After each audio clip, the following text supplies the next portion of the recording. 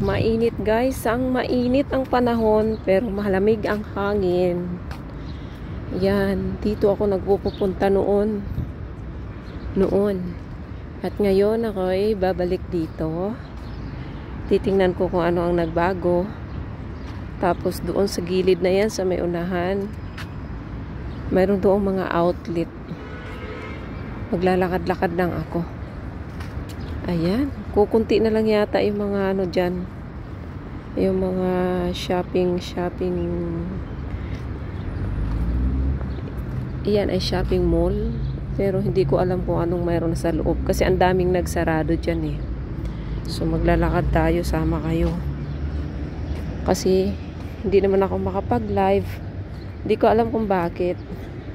Ang daming kalapati oh.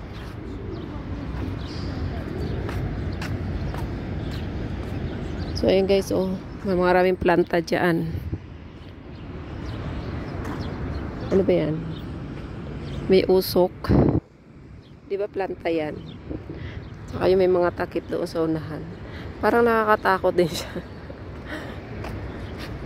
Ang ganda ng mga lugar. Tahimik. Ayan, malawak na ito dati. Parang bundok kasi ito eh.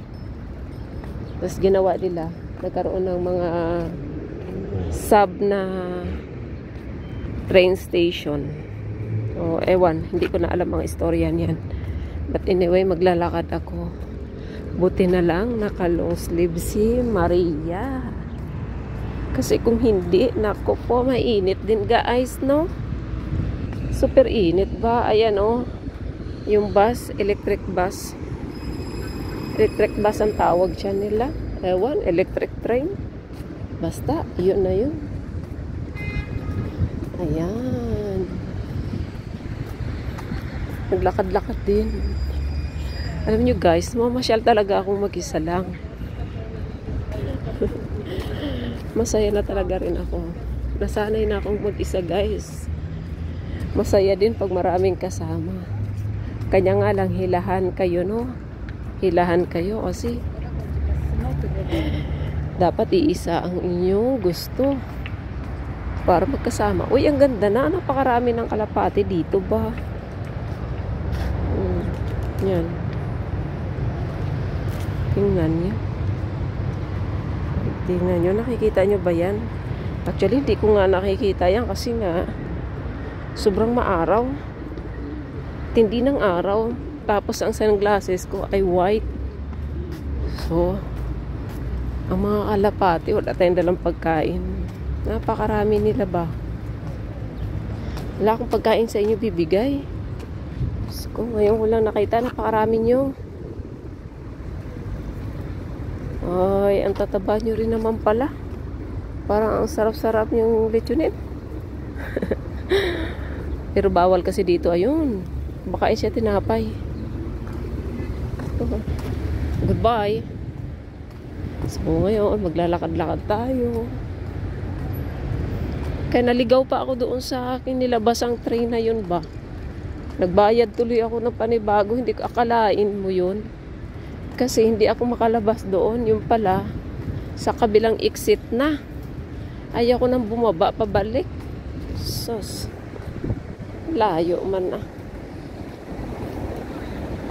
Pero kung okay dito, babalik pa ako dito. Pero kung hindi, mag-adventure ako ulit doon sa kabilang mall. Yung malapit sa amin. 10 minutes lang. Nasa highway nga lang. Kailangan bumaba yung ano. Wala nang mga naka-display yung mga shopping doon sa loob. Wala na. Kagaya ng dati. Ano na lang.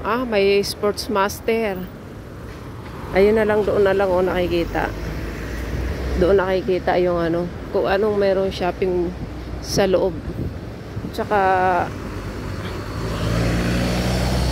Asian lang mayroon dyan. Yung Asian, ano ba tawag doon? Grocery. Supermarket. So, dito na lang tayo tatawid. Ako pala.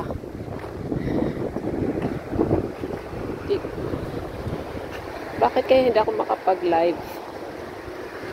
Only me. Bakit?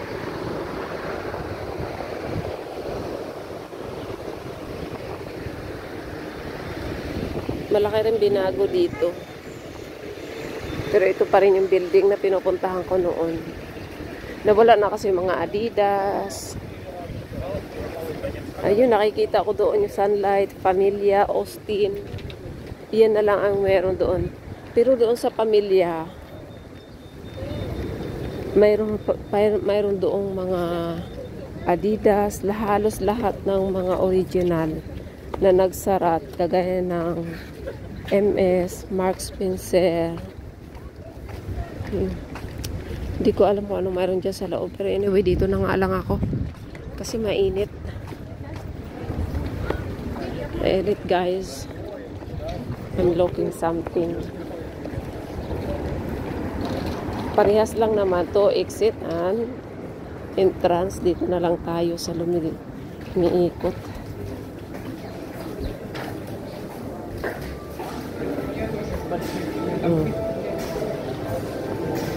Dito na ako sa mall. Diba ang ganda? Linis. Pero i-off ko na kasi makaka-copyright tayo. Ayun, yung Aiwa Asian doon sa kabila. Dito ako dadaan. Tingnan ko nga dito. Goodbye. See you. Thank you for watching, guys.